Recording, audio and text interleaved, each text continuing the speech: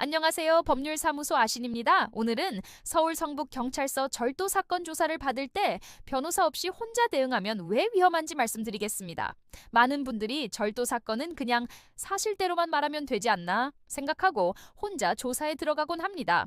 그런데 경찰 조사에서는 단순히 사실을 나열하는 게 아니라 그 사실에 대한 법적 평가가 기록으로 남습니다. 물건을 가져간 경위가 어땠는지, 돌려줄 생각은 있었는지, 피해자와는 어떤 관계였는지, 이 내용을 어떻게 진술하느냐에 따라 절도 고의성 판단이 완전히 달라집니다.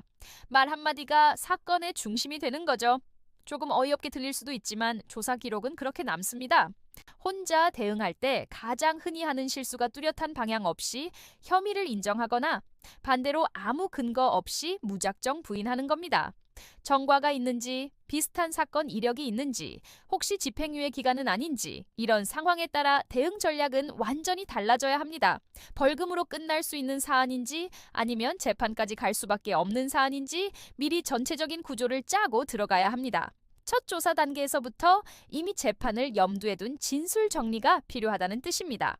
또 절도 사건은 피해 회복, 즉 합의가 정말 중요합니다. 언제, 어떤 방식으로 합의하고 변제 계획을 세우느냐에 따라 최종 결과가 크게 달라집니다. 그리고 여기서 끝이 아닙니다.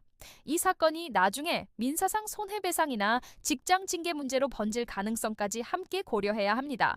당장 형사 처벌만 피하려고 대응했다가 그 다음 단계에서 문제가 터져서 막막해지는 경우가 정말 많습니다.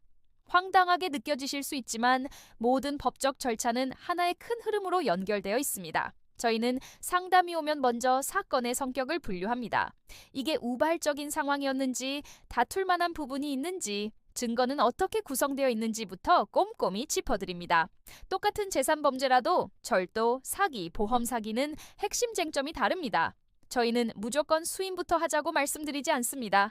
지금 당장 무엇을 준비해야 하는지부터 차근차근 설명해 드리는 것을 원칙으로 삼아왔고, 때로는 사건을 맞지 않는 판단도 그 과정의 일부였습니다. 형사 사건을 다루면서도 채권 추심, 강제 집행, 부동산, 가사 사건까지 함께 보는 이유는 사건 이후의 삶까지 생각하기 때문입니다.